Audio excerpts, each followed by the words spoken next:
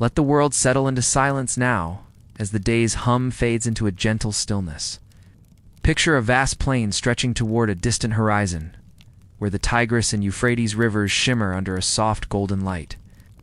Tonight, we journey to ancient Mesopotamia, around 2000 BCE, cradle of civilization where life unfolded amid mud and reeds.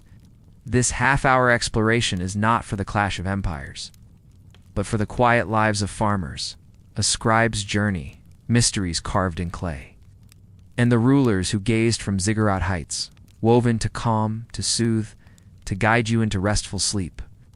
Each story drifts slowly, like the flow of a river through the plains, inviting your mind to wander or drift away. Find a comfortable place, let your breath deepen, and release the weight of the present. Imagine the faint rustle of palm fronds, the distant call of a waterfowl, and let us begin. Imagine yourself waking in the dim light of dawn. The year hovering around 2000 BCE in a small village along the Euphrates. You are a Mesopotamian farmer, your life bound to the rhythm of the land and the will of the river. Your home is a humble structure of sun-baked mud bricks, its walls cool to the touch. The air inside carrying the scent of dried reeds and the faint mustiness of stored grain. You rise from a mat woven from palm fibers, its texture rough against your skin, and step outside where the ground is damp from the night's dew. Your day begins with the fields. You walk barefoot, the earth soft and cool beneath your feet, toward plots of barley and dates, their green shoots just breaking the soil. The sun climbs, warming the air with the scent of wet mud and the distant temps of irrigation canals. You take up a wooden hoe, its handle worn smooth by countless hands, and break the ground. Your movements steady as you prepare for the flood's bounty. Water is your lifeline, drawn from the river in clay jars, its weight a constant companion as you carry it to the crops. Meals are simple flatbread baked on a clay hearth, a sip of barley beer, its taste slightly sour yet nourishing. Nice. The land is both generous and harsh. Floods can rise without warning, their waters leaving silt, but also sweeping away tools or huts, quiet disruption to your labor. Droughts linger, the air growing dry, the river shrinking to a thin thread, and you ration water, your lips chapped from the sun. Picture the evening, the sky streaked with orange, as you mend a reed basket by the glow of a small oil lamp, its flame flickering gently. Archaeological sites like Uruk reveal clay sickles and storage jars, silent echoes of your work, while cuneiform tablets hint at taxes paid to the temple. A portion of your harvest claimed by unseen hands, isolation shapes your days. The nearest city, perhaps you're a Nippur, is a day's walk, and your village is small, its people bound by shared toil. You weave mats from reeds or tend a small flock of goats, their bleats a soft counterpoint to the wind. Disease moves quietly through the settlement, a gentle thinning of the community, its cause a mystery in the dust. The rhythm of your life is unyielding, planting, irrigating, harvesting yet. No hymns sing of your effort, no monuments bear your name. Your labor feeds the cities, a foundation unseen but vital. As you imagine this life, let the weight of the mud settle in your mind, a steady presence fading into the distance. Let the fields grow quiet now, as we turn to the story of a scribe who shaped this land. Let the quiet fields of the farmer fade now, their stillness merging into the gentle flow of history. Picture a bustling courtyard in the city of Nippur, the year lingering around 2000 BCE, where the air hums with the rustle of reeds and the murmur of voices. This is the world of a Mesopotamian scribe, a keeper of knowledge, whose life unfolded with the scratch of a stylus on clay. His story, preserved in cuneiform tablets, drifts softly, like the ripple of water through a canal, inviting you to listen as the night deepens. Imagine yourself as this scribe, born into a family of modest means. Your early years spent in a mud brick home where the scent of baked bread and the faint bitterness of date syrup linger. Your path begins at a tablet house or ediba, a school attached to the temple, its walls lined with shelves of clay tablets, their surfaces etched with signs. The air is cool, tinged with the dust of drying mud, and you sit cross-legged on a reed mat, a stylus of reed in your hand. Your days are filled with repetition, copying hymns to Inanna, listing goods for trade, your fingers stained with the clay's earthy hue. The task is relentless, a quiet strain on young shoulders. With some departing early from the effort, their place is taken by others. Your education shapes you. Picture the morning light filtering through a small window, the sound of a teacher's voice, steady and low, reciting Sumerian proverbs. You learn to calculate rations, to record the temple's offerings: barley, wool, oil, their weights noted in neat rows. The stylus moves with practiced ease, its tip pressing into soft clay, the scent of wet earth rising with each stroke. Meals are simple, taken with Pierce flatbread dipped in lentil stew, its warmth a brief comfort amid the long hours. Archaeological finds from Nippur reveal student tablets, their errors scratched out, a testament to the discipline required. Success brings status, a place among the elite, yet the journey demands patience, a quiet endurance through the years. Your work extends beyond the school. Imagine yourself in the palace of a king, the air heavy with the fragrance of myrrh and the rustle of papyrus scrolls. You record decrees, tally tribute from distant cities, your stylus capturing the names of Uruk or Lagash in cuneiform script. The room is lit by oil lamps, their faint glow casting shadows on walls adorned with reliefs of bulls and gods. Your role is vital, preserving the laws of Hammurabi or the Epic of Gilgamesh. Yet it carries its own weight. Errors could mean a gentle fading from favor, a shift to lesser tasks. Tablets from Uruk show contracts and letters, their clay hardened by time, hinting at the scribe's influence across the land.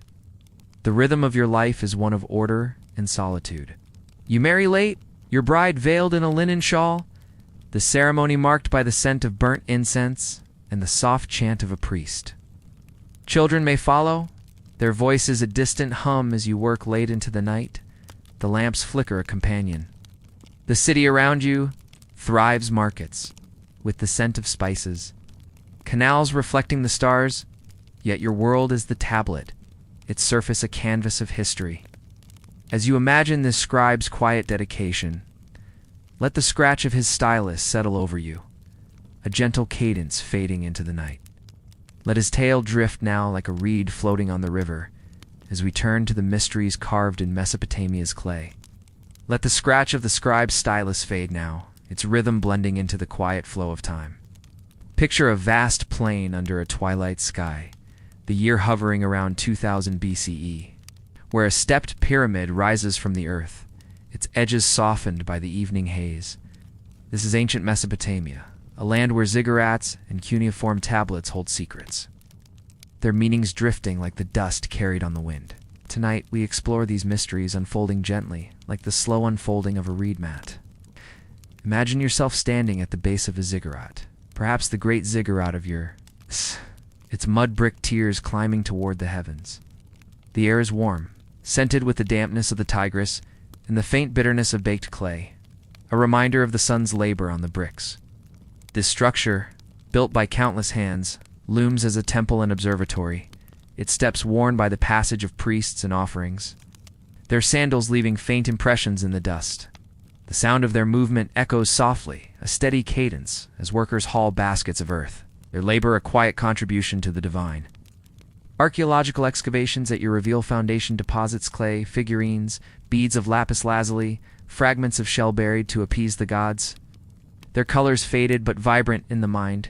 The purpose of these towers remains elusive. Were they stairways to the divine, markers of cosmic order, or symbols of a king's reach over the fertile crescent? The answer lingers, soft as the breeze rustling through palm fronds. The tablets, too, whisper their enigmas. Picture a dimly lit chamber, the air heavy with the scent of incense and the mustiness of stored clay, where a priest unrolls a tablet inscribed with cuneiform. The script records myths, the Epic of Gilgamesh, tales of floods and the quest for eternal life, its wedges pressed into wet clay, now hardened by millennia into a brittle archive. The room is quiet, save for the faint crackle of a reed lamp, its light dancing on walls adorned with reliefs of bulls and stars, their forms etched with care. Some tablets hint at astronomy, tracking the moon's phases and the dance of constellations. Their calculations a mystery to modern eyes, preserved in the dry air of temple storerooms. Others record laws, dreams, or inventories of grain. Their meanings debated: were they divine messages, administrative notes, or prayers etched in haste during a harvest's end.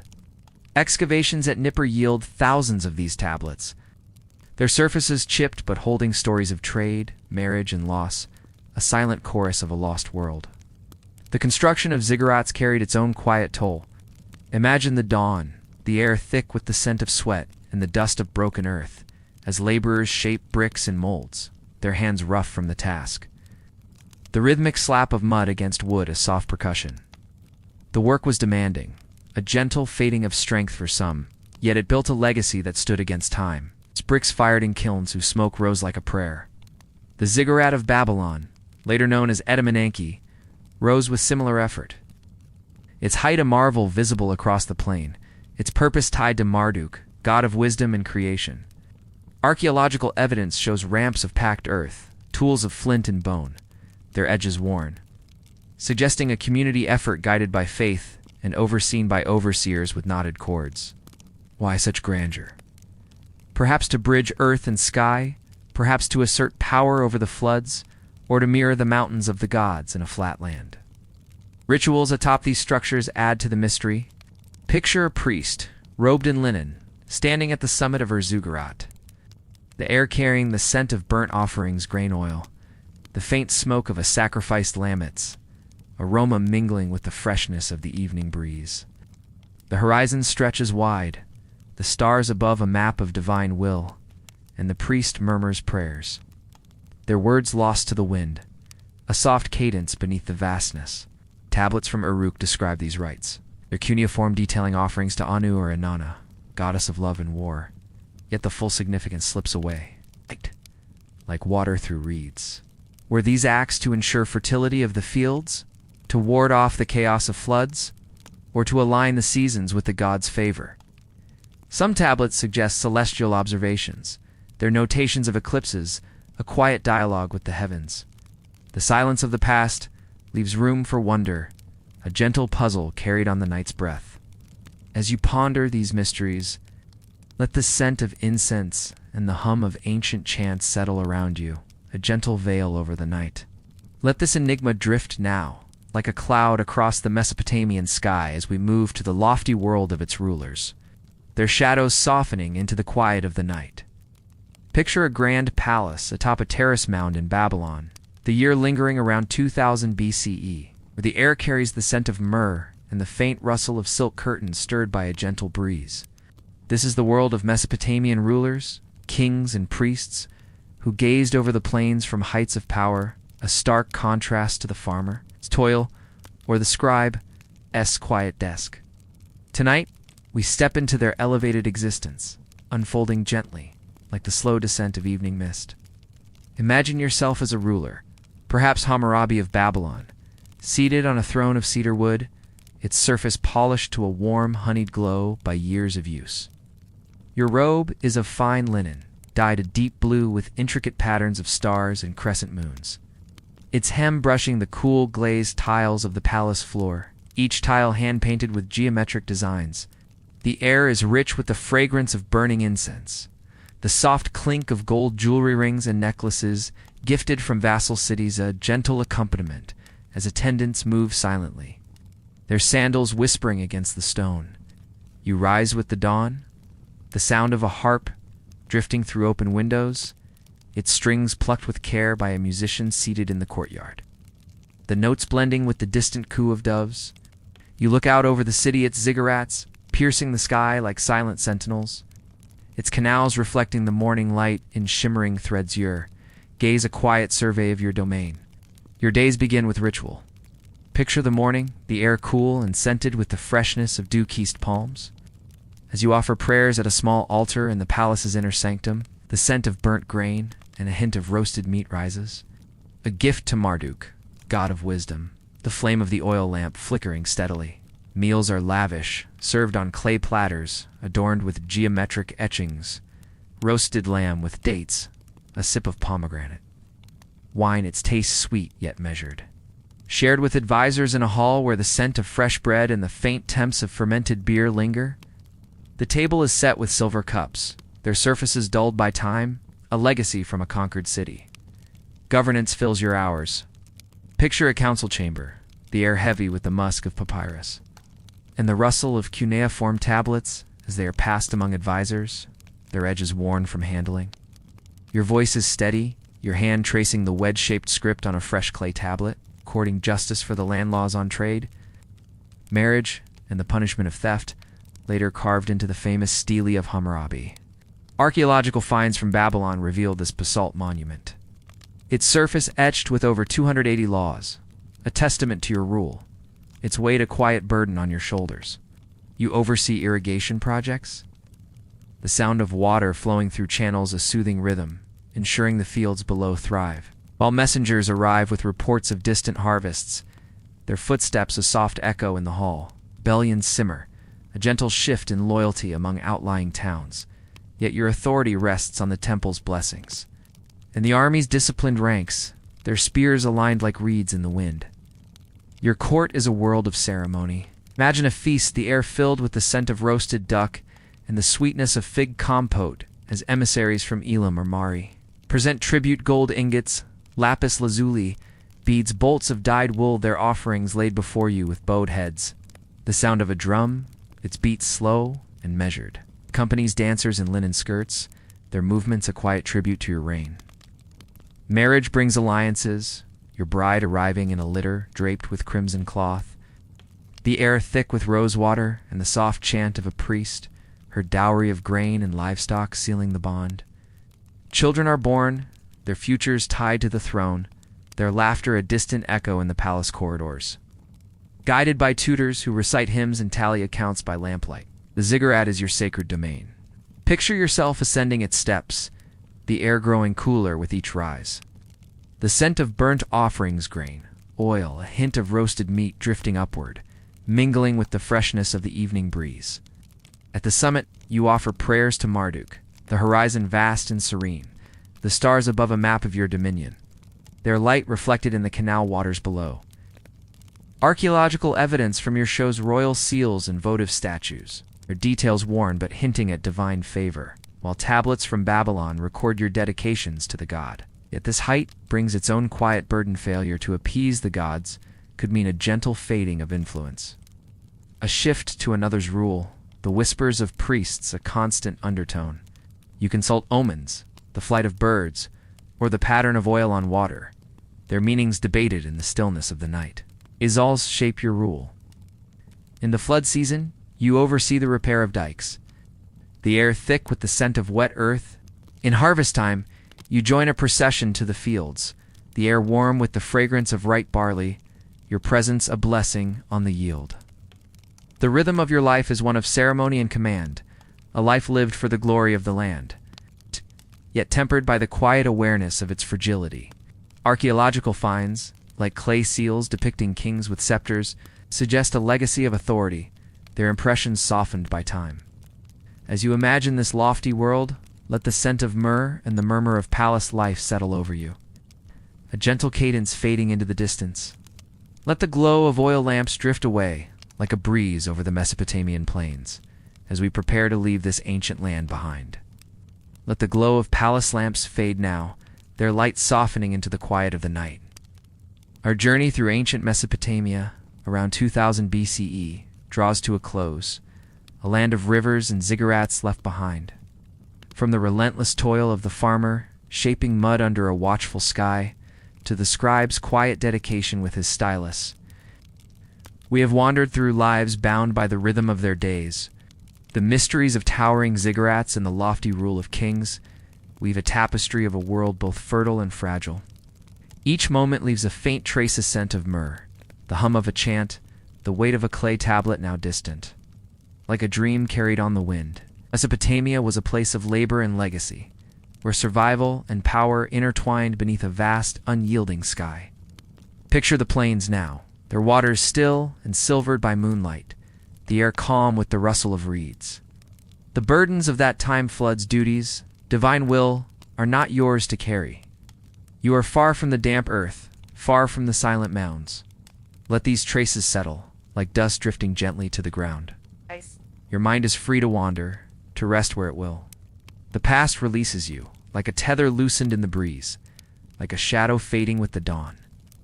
Close your eyes if you haven't already. Let the stillness of Mesopotamia wrap around you, soft and unending. Sleep beckons, warm and quiet, a refuge from the world we've left behind. Good night.